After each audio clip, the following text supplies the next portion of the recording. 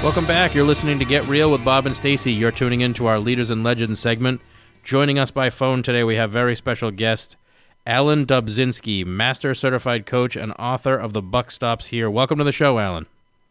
Thank you very much for having me. And I just wanted to say that I also enjoyed our little rap session that we had prior to the call this morning. Enjoyed talking with both of you about my favorite subject, accountability. So thank you for that. Oh, you're welcome. Thank you. Let me give everyone a little background on Alan. He is America's accountability expert. He's helped hundreds of clients over his 25 years of experience. Alan works with executives, managers, business owners, people who want to increase sales, productivity, and profitability worldwide by creating a culture of motivational accountability.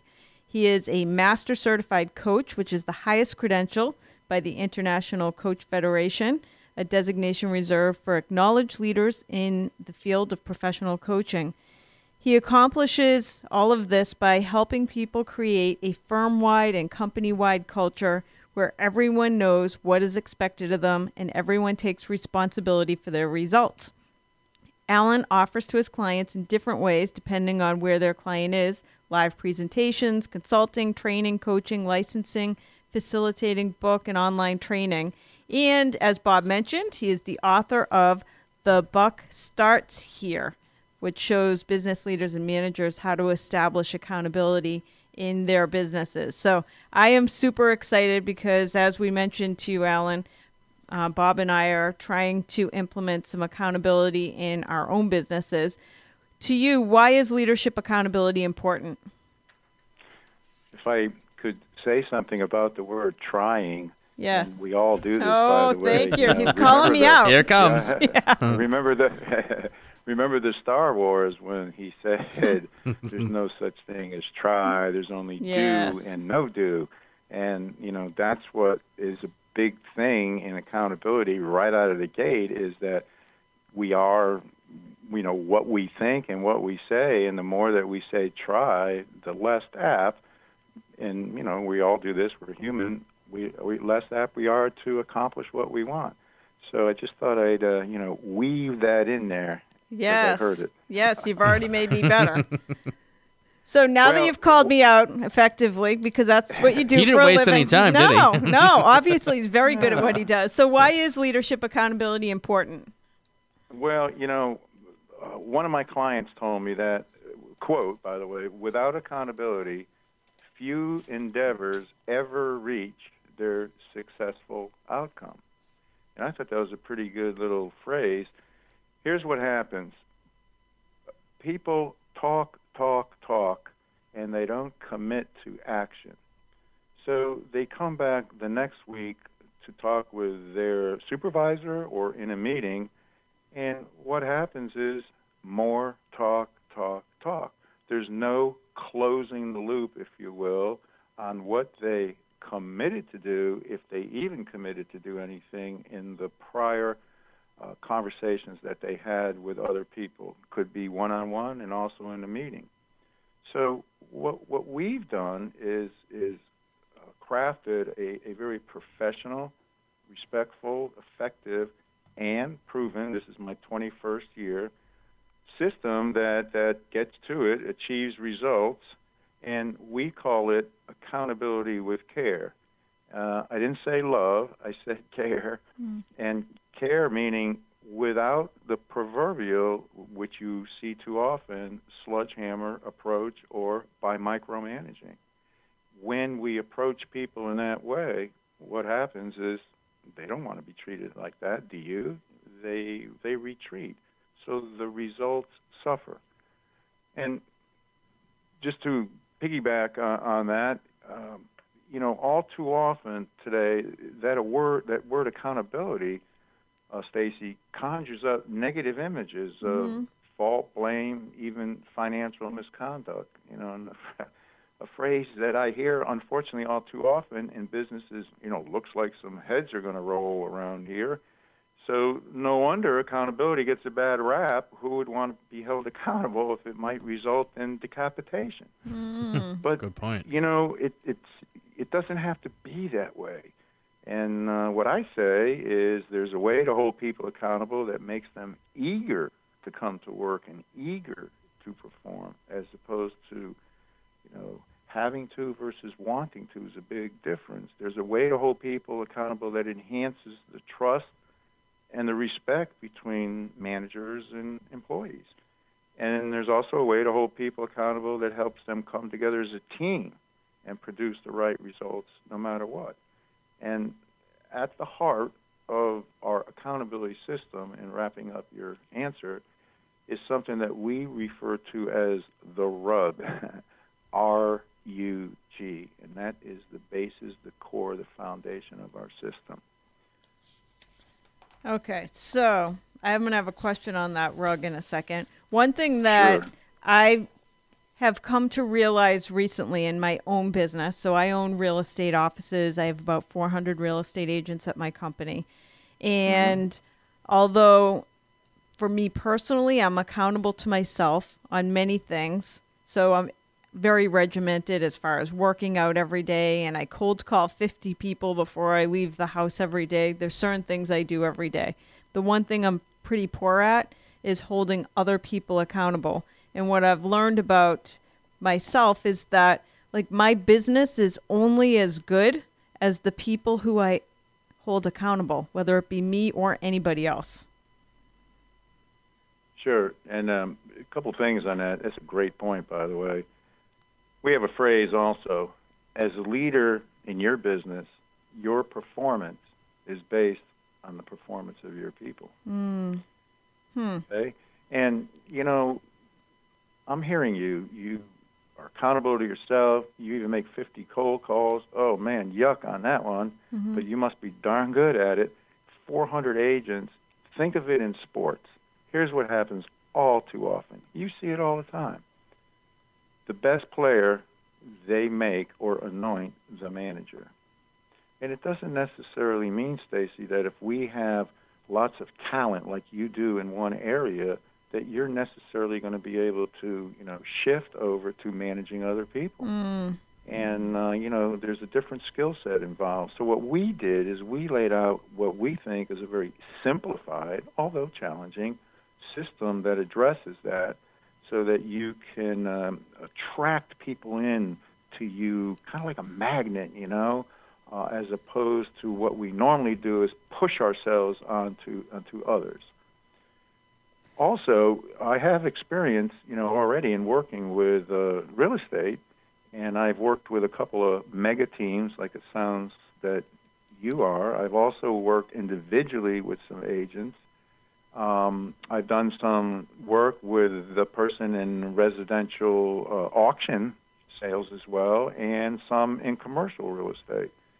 And it's a different way of doing business, where the person that usually is the big producer then goes off and opens up their own shop, if you will, but it doesn't necessarily mean that they're going to be able to manage their people. Yeah. That's something interesting. that we probably haven't talked about, or in any of the conversations that we had beforehand, and or is in the book. And this is a segue, if you don't mind me going there. No, because do it. It just seems to happen, Stacey and Bob, over and over and over again, that I'm seeing what we call this unbelievable need and desire to have what we refer to as a second in command for their business. We call it an acronym 2IC, second in command. And this is for people that I originally thought were going to be the baby boomers. There's so much going on right now in turning over with the boomers, and I think we're only in our second, third year of this, that they're going to want to get out of their business or sell, et cetera, et cetera. But what I'm finding, I have clients in their late 20s that are bringing on second in command people. Why? Is because what I find is that entrepreneurial people normally come into their business in one or two ways: either sales, or they're a technician. They worked in a bakery, they open up a bakery, and the list goes on and on. But what they don't usually, all things being equal now, like to do and are very good at doing is, drum roll, manage processes and people. Yes, you just described me. Boy, did he's got your number, Stacey. He just does. You know what, though? It's not just you. It's a lot of people. my God. Most. Yeah. It's prevalent. So, a new niche that has opened up for me, and it's kind of, somewhat naturally fallen out of the sky, is this need for these second-in-command people. So I'm working with, and by the way, in both mega real estate firms that I've been working with, they are both, one has brought in a second command, one is in the process of bringing in a second command, because they want to go off and do what they do best. Right. And which is another thing that we work with, helping these people get the results from their people, and then take the owner or the head chief cook and bottle washer into what we refer to as their unique ability. And what we mean by that is they are only doing what they need to do. They're the only ones that can do it, what they love to do, and what they want to do. And they don't do anything else except manage that second-in-command person and go off and do the figurehead of the company, sales, et cetera, et cetera. It's happening over and over and over again in business today that I'm finding. And, that's just a big shift of what I've seen in the past. That's awesome. That's what I need. I have a question for... Can I ask you a question? Yes. Stacey? Earlier when I was describing that, I think Bob, I heard in the background say, "Oh, that describes us or you, et cetera." Does that ring a bell for you and or others that you know that are entrepreneurs yourself? Yeah, all of them, actually. Because you build, I think that it's so interesting that when you build a business, you start when I started my real estate company, I had 10 real estate agents, and your entire job evolves as your business grows. So the way that I ran a business with 10 real estate agents is totally different than how you run a company with 50 to 300 to 500. So I agree with you that it's probably the skills that got me here won't necessarily take me to where I want to go, because I need to get back to doing the things that I'm good at and what I love to do in order to grow the business and let somebody else take over the other stuff. Yeah, and letting go of that is one of the biggest challenges that I find with entrepreneurs. That, by the way, along with number one, being willing to invest, time and money. Yes. And no disrespect to anybody that's listening in today about salary. All too often, Bob, all too often, Stacey, I've seen these people bring in somebody for, $47,500 and think that they're going to run this, multi-million-dollar business for them. Mm-hmm. Then that doesn't work, so they bring in the $69,000 person, and you get it. It's finally that they got to invest in a really good, strong person. The second criteria I find is that they have to have their act down as far as their vision. The people that are these real strong number two people, if they meet with the owner and that owner cannot articulate their vision, they're going to tune out and they're not going to want to work with them. Mm-hmm. The third one is what I call end arounds. And this is, one of the hardest things is for the owner to give the second in command full lead, full authority to let them run with everything and not the owner go around them to someone else and thwart their authority. And that's one of the biggest things that gets in the way. And the fourth, and that's hard. It's hard for a lot of people. And the fourth thing is, I find, is I'm just going to use my brand, accountability, and say that all too often, business owners then start to think that there's a miracle involved here. Well, there's no miracle involved other than it takes them out of managing the people and processes, but they still have to have that person report to them. I mean, they can't exactly go to Jamaica and put their feet up on the, stool or lay on the beach and smoke cigars. Well, that's not Stacey's. Stacey wouldn't be able to do that anyways. Her vacations last about 18 hours. If that. Well, but you know what I mean? And those four things come up over and over and over again. So I did want to bring that up. And, I hear you that it's big out there. What are you doing about that, Stacey? Anything? I'm doing little things. I'm taking huge steps with accountability, such as this is only in the past 2 weeks, by the way. That's all right. Yeah, but little things like I noticed, because I've been on this accountability kick, that I would like delegate out tasks. And what I've learned is that, so oftentimes when I delegate it out, it doesn't get done, or it doesn't get done on the time frame that I need it, or it gets screwed up, so I end up taking it back. And what I learned was that I don't necessarily think I have a delegation problem. It's because I need to get better at holding people accountable, so that when I delegate something, I don't end up taking that monkey back because I've delegated it properly to begin with. Well, you brought up some great points, and you're not alone. Delegating, distinctive of dumping, by the way, okay, requires follow-up and follow-through, which then equates to accountability. Yes. Example, and then I'm hearing that when it doesn't get done, you take it back. Right. And take it on yourself. Well, we call that enabling, because you're doing the job for someone else that should be doing it themselves. Yes. You know what? Stacey's been on the hot seat for a while, and you just said something that got to me, because I'm usually okay with holding people accountable, but I have an issue too, and I know we're going to go over. It's all right. Okay. My issue is that I feel like if I tell somebody that I need something done, and I tell them, I articulate it, I tell them what I need it by and what I need done, it drives me nuts having to go back and check on it to make sure they actually do it. But you just said it right there. If I don't, if that's basically accountability, right? Is actually following up to make sure they did it? Absolutely. And we use something in our system that we refer to as the art of recapping.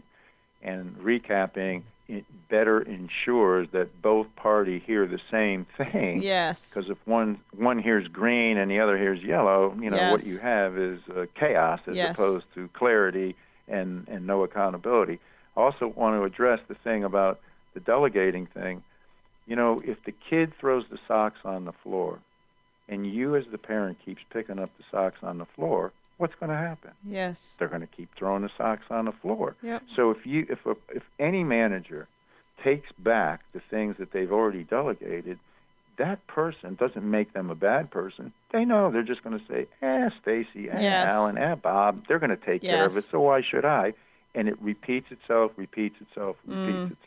I've seen that in the last 2 weeks. I don't know if people, say it again? I've seen just in the last 2 weeks of me holding people more accountable that it's actually less work for me, because now they expect that I'm going to hold them accountable.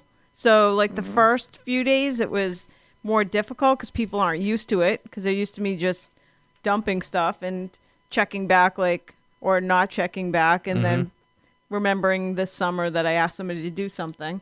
But now that I'm holding them accountable, they're actually reporting back to me and giving me the information I wanted. Great. So yeah, it's already making changes. I know we've totally run over time, and I'm sorry. No, we don't want to keep you too long. I know you have a deadline too. So if you want to get in touch or you want to learn more about Alan, the website is accountabilityexperts.com. Is that right, Alan?